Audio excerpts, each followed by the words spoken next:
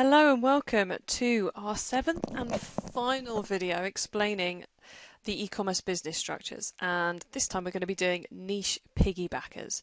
My name's Chloe Thomas. I'm the creator of the e-commerce master plan, and I'm going to be talking through with you what's probably I find one of the most fascinating e-commerce business structure, and it's an area which lots of people don't even realize exists in the world of e-commerce, but it's absolutely fascinating. Before we dive directly into the niche piggybackers, let me explain the concept of the e-commerce business structure. It's one of the fundamental tenets of any e-commerce business, and I first introduced it in the book E-commerce Master Plan: Your 3 Steps to Successful Online Selling. Which one of these you are has a fundamental impact on everything in your business. We'll cover that in more detail later on, but it's important to understand which you are, or if you're just starting on this journey, which one you want to be, and make sure you stick to it, because if you jump between them, you'll waste a lot of time and energy, effort and money making the change, because there are big strategic differences between these. It's all based on the route that you get the customer to buy through. So do they buy through your website? Do they buy from a catalogue?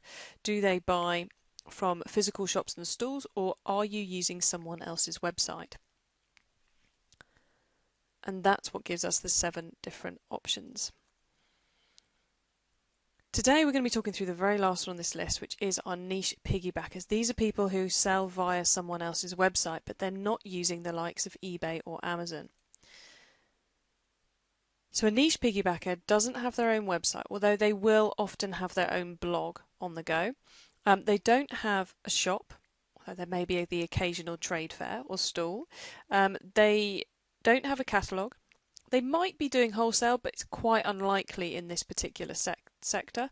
And usually they have a shop on at least one, usually they would have a shop on more than one niche piggyback websites. There's usually several shops on the go. I'll explain what these niche piggyback websites are in a minute, but these are usually crafters, usually businesses who are knitting products. A lot of single person businesses run out of back bedrooms and such are often our niche piggybackers, but that's not always the case. There are also much bigger businesses. They might be doing knitting, art, papercraft, pottery, and then there's some other specialism ones as we go through too. Often designers are involved in this as well. The daddy of the the niche piggyback websites is Etsy. Etsy's the one that's global. It's got the biggest following, and if you want to learn more about this particular part of e-commerce, this particular e-commerce business structure, then Etsy is a great place to go and have a look and have a bit of a browse. So the likes of Etsy, Folksy, Made by Hand Online, these are all about the arts and crafts movement. Traditional crafts being brought, or not actually always that traditional, being brought to consumers. So an Etsy seller might be someone who is great at crocheting items, so they sell their crochet designs on Etsy. It might be a graphic design company who on the side are designing posters. It's one I know of. The company who designed the front cover of my books have a site on Etsy where they now spend the first hour every morning printing and packing posters, and they've had lots of interesting activities. Interesting stories have come off the back of that one, as well as some great sales. It can also be, in the world of Etsy, people selling vintage and antique items that people use. Quite a lot of it's furniture. There's lots of different movements that go through these sites, and they tend to have very passionate customer bases as well as the suppliers.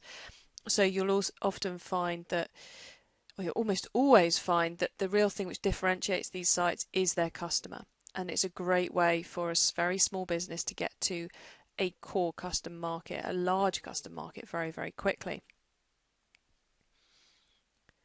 There are also, we've got one of them on here, some unique sites that really focus in on one particular area. So Zazzle is a custom t-shirt site. So there are people who make money by putting their designs, their graphics on Zazzle and allowing people to put those onto merchandise where they earn a commission each time one of their designs gets used. So in that case, you don't even need to worry about products. You're literally just creating a shop of designs and allowing people to pick their own products. Another one which is not on this screen is Botica, which is a specialist in the world of jewellery. There are literally hundreds and hundreds and hundreds of these sites, and the niche piggybacker will be finding the right one for them, that where their products sit well with the audience of that website. It's an absolutely fascinating place, and it's very, very different to the world of selling on Amazon or eBay. I said earlier we'd talk a bit more about why it's fundamentally different which business structure you choose. It affects which e-commerce business structure you choose, so it affects your business structure, so who you have on your team, what skills you need, what you choose to outsource, and where your primary focus of effort is. It affects your marketing strategy, so what methods you need to be able to do and understand in order to grow your business. And there's a different key challenge for each of the e-commerce business structures. As you'll have got from the previous slide, the key challenge for the niche piggybacker is choosing the right site to be on. Usually these are very small businesses, often with only one person in them. So the time it takes to set up a listings on one website means it's really important to find the right one. So that's the really key challenge. Because often once you've grown your sales on one of them, you'll be looking to open on a second one. So it's really, that is the key challenge, is finding the right site to be on. But let's go back up to the top of the slide. So business structure wise, your team makeup, often it's only one person. So your team have to be great at creating the product that you're selling. You need to enjoy it, and you need to like doing it, and you need to be quite efficient at it too, in order to create enough volume to get those sales coming through.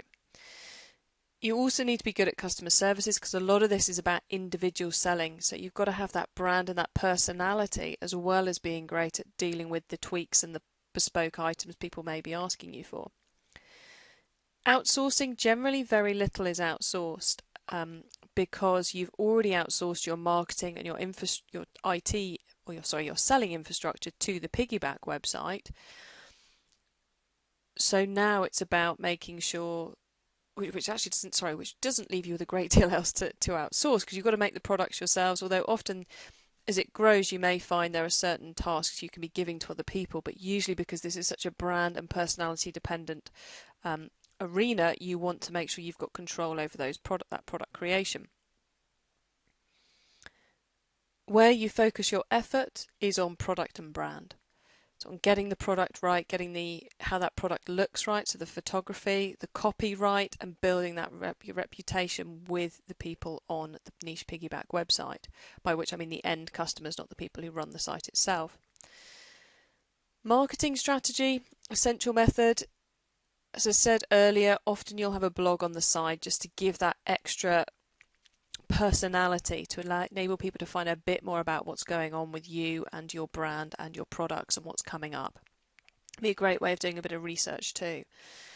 And as I said earlier, the key challenge is to choose the right site to piggyback on. I think this is one of the most fascinating areas of e-commerce. Lots and lots of small businesses doing things that many of us don't even realise is happening in our industry. So it's well worth a bit of a look, even if you don't think it's one for you. You'll be surprised how many of these there are out there. That was my very quick guide to the Niche Piggyback e-commerce business structure. You can find out more about how to build your e-commerce business at ecommercemasterplan.com. Thank you for watching. Bye.